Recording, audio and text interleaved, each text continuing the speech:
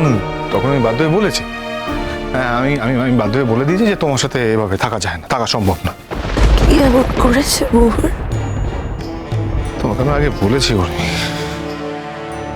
তুমি তো জানো যে আমার বৌদি ভাই, তার সাথে তার অফিসের বস মিস্টার পরাগ একটা সম্পর্ক আছে এবং তার বাড়িতে গিয়ে এসে থাকছে।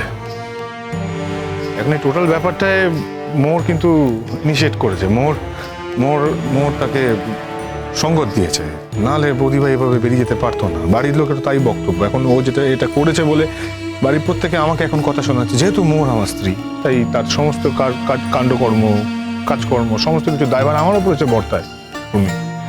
আমাকে সেটা কৈফিয়ত দিতে হয়। আমি শুধু বলার মধ্যে এটা বলেছি যে তুমি এটার মধ্যে থাকতে গেলে কেন? তোমার তো এর মধ্যে থাকার কোনো দরকার ছিল না। যদি তুমি এর মধ্যে না থাকতে, বৌদি ভাইকে সাহায্য না করতে বাড়ি থেকে বেরিয়ে যাওয়ার জন্য, তাহলে এতগুলো কথা শুনতে হতো না। এখন ওর জন্য আমাকে কথা শুনতে হচ্ছে, ওকে কথা শুনতে হচ্ছে। এটা যদি না করতে তাহলে তো কোনো কিছু শুনতে হতো না, তাই না? তার উত্তর হলো এই যে আমি যা করেছি ঠিক করেছি। আর এটা আমাকে মোহর বলল, এটাই মোহরের বক্তব্য। মোহর বলছে এটাই ওর করা উচিত নাকি। উর্মি, মোহর আজকাল দিনে কোনো আন্ডারস্ট্যান্ডিং এর মধ্যে নেই। ওকে কোনো কিছু বোঝানো যায় না, ও বুঝতে চায় না। ও এতটাই স্ট্রিক্ট থাকে যে ও মনে করে she can do no wrong. আরে এটা তো হতে পারে না, আমরা সবাই ভুল করি, আমরা ভুল করে থাকি। ও এটা কিছুদিন মানতে চাইছে না। যাই হোক, আমিও খুব টায়ার্ড হয়ে গেছি। আমি এসব নিয়ে আর ভাবতে চাইছি না। সৌখ্য, তবে একটা কথা বলছি, পৃথিবীতে যা কিছু ঘটে যাক না কেন, মোহরকে কখনো হাতছাড়া করো না। খুব ভালো একটা মেয়ে, খুব ভালো। প্লিজ, তুমি তোমার নিজের শরীরটাকে নিয়ে ভাব। মোরকে নিয়ে ভাবার সময় অনেক পাবে তুমি। হয়তো আর পাবো না, হয়তো এই কথাগুলোই আর বলতে পারবো না। তুমি বারবার এক কথা কেন বলছো? তখন থেকে বলবে। ডাক্তারবাবু তো বলেছে যে তুমি যদি সাবধানে থাকো, সবকিছু ঠিকঠাক ভাবে চলো, নিয়ম মেনে চলো, তাহলে এখনো অনেকদিন। ডাক্তারবাবু কি বলেছে আমি জানি। উনি তো বলেছিলেন যে মাস তিনেকের বেশি আমি আশা দেখছি না। আমার তো মাস তিনেক হয়েই গেছে, আমি বরং এক্সেস টাইম বেঁচে আছি। উর্মি, তুমি যদি মনের জোর রাখতে পারতে, যদি মনের জোর রাখো, আরো অনেকদিন বাঁচবে তুমি। আমরা তো সবাই তোমার পাশে আছি নাকি? কেউ আমার পাশে নেই সৌখ্য, কেউ নেই আমার।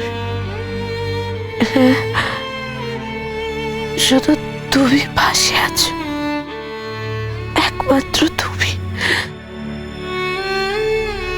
তার জন্য আমি তোমার কাছে কি কৃতজ্ঞ থাকবো। কিন্তু আমার নিজের আর এই জীবনটা টানতে ইচ্ছা করছে না। উর্মি, সব বললে তো হবে না। আমি এটা কিছুতে মেনে নিতে পারবো না যে তুমি এইভাবে নিজে স্বেচ্ছা মৃত্যুবরণ করবে। হ্যাঁ, এটা আমি মানবো না।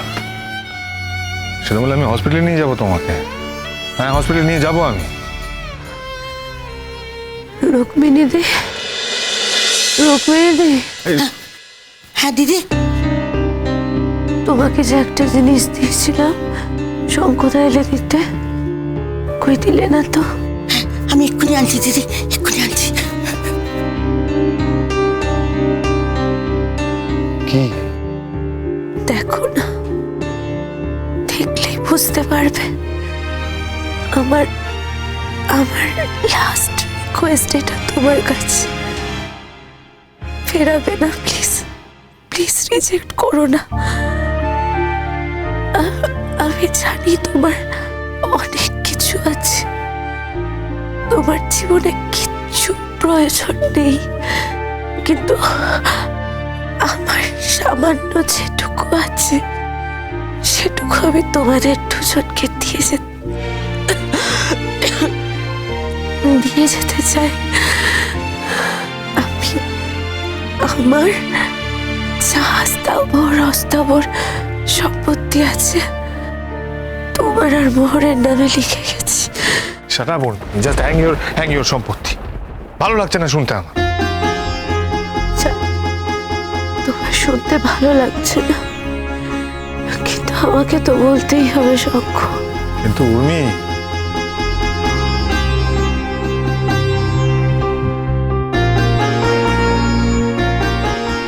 এটা আপনি আপনার কাছে রেখে দিন। না না, এটা আপনাকে দিতে বলেছে, আপনি আপনার কাছে রেখে দিন দাদাবাবু।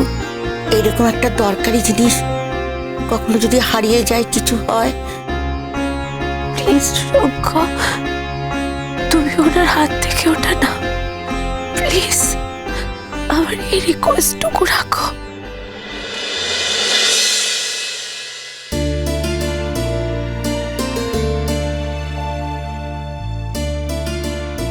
উর্মি, উর্মি তুমি কি করছো বলো তো? আমি কিছু বুঝতে পারছি না, কি করবো এসব নিয়ে আমি। তোমাদের যা ইচ্ছা তোমরা তাই করবে। মুহূর্ত মুহূর্ত অনেক রকম কাজ করতে ভালোবাসে, তাই ও যদি আমার এই বাড়িটাকে ব্যবহার করে কোনো কাজ করে আমি খুব খুশি হব শঙ্খ। আমি জানি না মৃত্যুর পরে আত্মা বলে কিছু থাকে কিনা।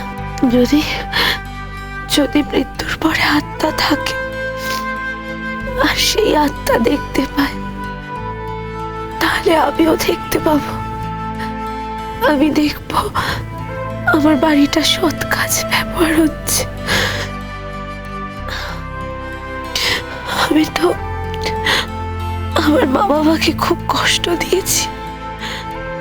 মা বাবা বেঁচে থাকা অবস্থাতেই আমি ওদের ছেড়ে চলে গেছি, আর ফিরিনি। শেষ সময় দেখাও হয়নি। আজ বড্ড আক্ষেপ হচ্ছে। বাবা চাইতো যে এই বাড়িটা সব সময় লোকজনে ভরে থাকুক। আমি তো থাকবো না, আমার জীবনে আর কোনো হালেও চলবে না, কিন্তু এই বাড়িটা তো থাকবে। আর এই বাড়ির আলো জ্বালানোর দায়িত্ব আমি তোমাদের দিয়ে গেলাম, তোমাদের দুজনকে। আমার সঙ্গে মোহরের সম্পর্কটাই থাকবে কিনা সেটা আমি জানি না উর্মি, সুতরাং এই গুরু দায়িত্বটা আমি নিতে পারবো না।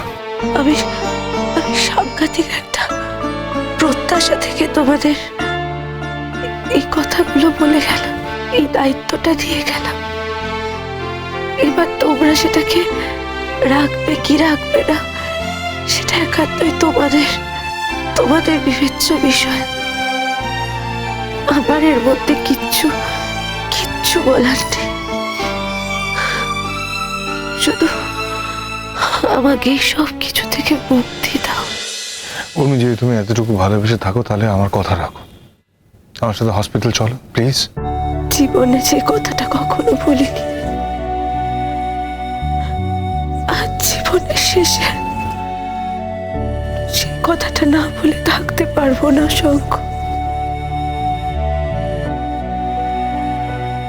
আমি সারা জীবন শুধু তোমাকেই ভালোবেসেছি, কোনোদিনও দাবি করিনি, তুমিও কোনোদিনও বোঝনি।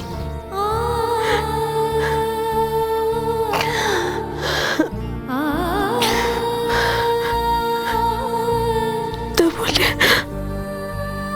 আমার ভালোবাসা কখনো স্থান বদল করেনি শঙ্খ।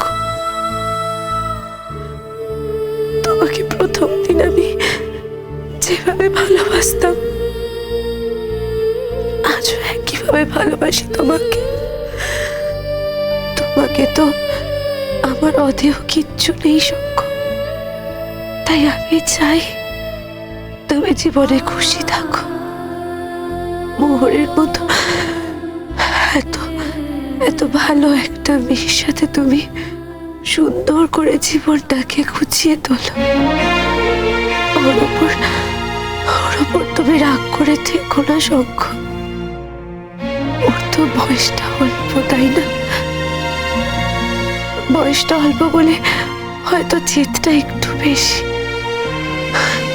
আবার আবার এটাও হতে পারে ওই ঠিক, তোমরা ওর কথাগুলোকে বুঝতে পারো না। একটা মেয়ে হয়ে যদি আরেকটা মেয়ের বিপদের সময় না ওর পাশে দাঁড়ায়, তাহলে আর কি কি হলো বলো তো সখ্য? আর পরিবারটাই কি শেষ কথা? আর পরিবারের সম্মান তো নির্ভর করে ব্যক্তি সম্মানের উপরই, তাই না? সেই ব্যক্তি যদি অসম্মানিত হয়, তাহলে কি পরিবারের সম্মান থাকে? বলো সখ্য। এসব কথা এখন থাক না উর্মি।